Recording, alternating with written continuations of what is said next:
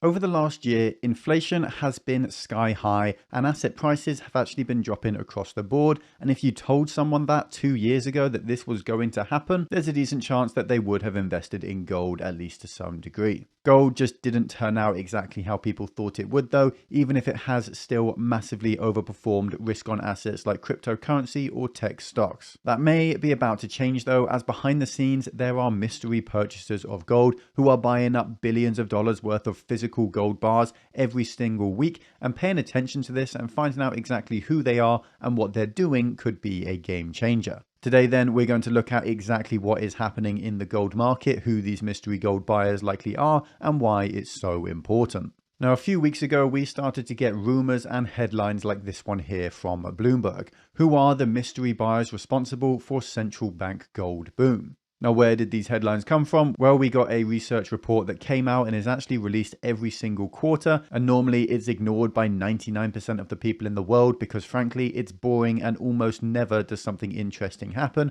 but not this time. This time, the report released a few details and they are as follows. 400 tons of physical gold has been bought by central banks just during the third quarter of 2022 alone. That's 4 times more than the year before, and that's 2 times more than we've ever seen in the entirety of humanity before. That seems like it's quite a lot then, right? And yes, it is. It means that for 2022, before the year even ends, we've seen more central bank buying up of gold than in any year since 1967, which is a huge important date because back in 1967, many currencies, the US dollar included, were still on a gold standard. This graph here shows just how huge that increase is. The blue chunk is from this quarter alone, and this is only for 3 quarters through this year. And already central banks have bought over 700 tons worth of gold. Add in the fourth quarter, which isn't even over yet, and so we don't have any data for yet at all. And we're probably looking at 11 or 1200 tons of gold being bought this year.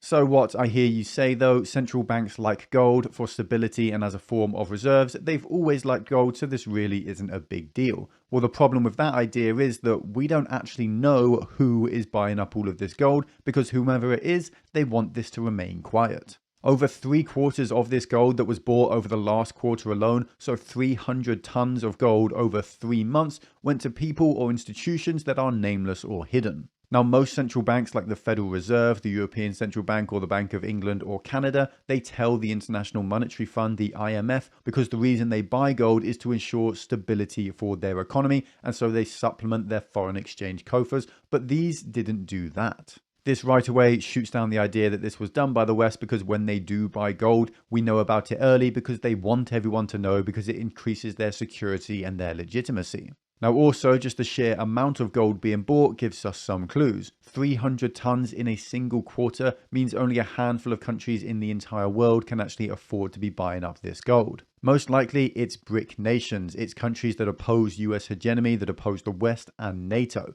The 2 most likely culprits are China and Russia, but there are also some other countries that may be involved here. Countries like India or some oil-producing nations as well. Next then, we're going to look at who exactly is doing this, why they're doing it, and how I predicted that this would actually happen almost a year ago with this video behind me here.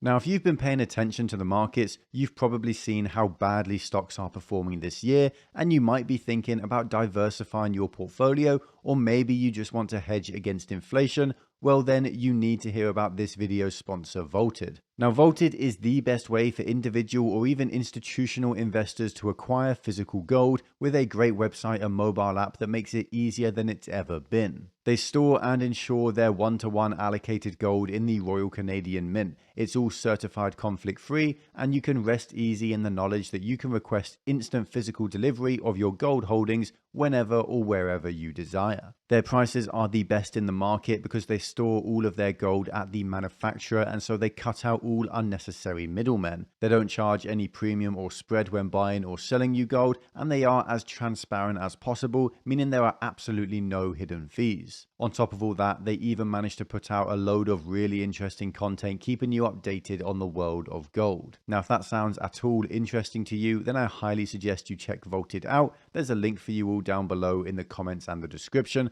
Again, that's Vaulted in the link down below in the comments and description. So who actually is most likely to be this buyer of gold? Well, the first on this list is, of course, China. They're the #2 economy in the world. They are a massive central bank and a massive state as well, and so they certainly have the means to be buying up this much gold. They also have a very strong history of not announcing their gold purchases, and so this lines up perfectly with what we're seeing today. In 2015, after not declaring a single change to the country's gold reserves in over 6 years, they instantly announced that they had bought 600 tons more of gold than anyone had thought. The last time that they announced anything to do with their gold reserves, they said that they had 2,000 tons worth of gold in 2019, about a quarter of what the US holds on its books at about 8,000 tons. Unfortunately, though, this is likely just massively false for a number of reasons. Firstly, China is a massive net importer of gold, meaning that they buy more gold from the rest of the world than they sell to the rest of the world, and they are also the single largest producer of gold in the entire world, and they mine over 9% of the world's entire supply, about 6,000 tons by recent estimates. So far in 2022 alone, domestic Chinese purchases made by businesses and people are 900 tons of gold, and they bought 800 tons in 2021 and 200 tons in 2020.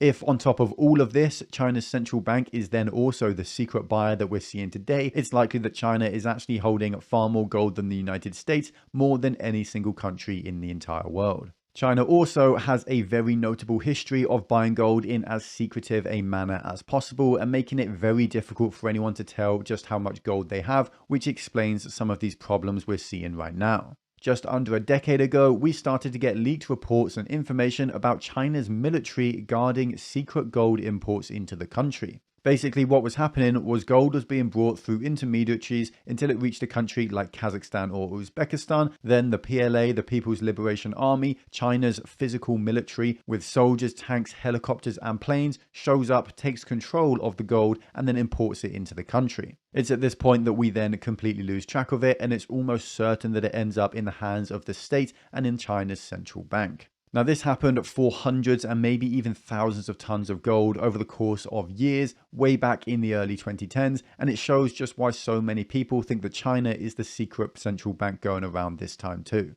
Obviously, though, Russia is another massive potential player here, and for good reason. Right off the bat, Russia is the second largest gold miner in the entire world, and it's only just a tiny fraction away from being the largest one alongside China. They basically produce the same amount of gold every single year. Unlike China though, Russia has always been a mass exporter of gold because their population is quite simply too poor and too small to be much of a strong domestic market, but that all changed with the invasion of Ukraine.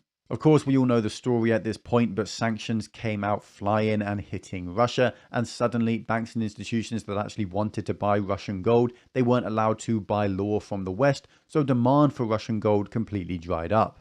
Even those institutions that weren't physically and legally outlawed from buying Russian gold, well, most of them decided not to buy it up because of bad optics. No company wants a hit piece written on them, put out in the Wall Street Journal, saying that they're buying up Russian gold on the cheap and profiting from the war in Ukraine. So what happens to this gold mined in Russia today? Well, it stays in Russia for the most part, and most likely buyers are oligarchs, businesses, and obviously the Russian central bank themselves. It is possible now that the demand for gold within Russia isn't quite sated by the production within the country. If this is true and they want more, then they're buying up supply from overseas as well, and again, there is a precedent for this. Russia's central bank used to offer to buy gold at a fixed price of about 5,000 rubles per gram, meaning that there was actually some loose relation between the ruble price and the gold price as well. That, though, actually stopped in April in the wake of massive currency fluctuations because of the invasion of Ukraine. Prior to this happening, though, Russia had been the single largest gold buyer throughout almost the entirety of the 2010s, making up almost 30% of all central bank purchases.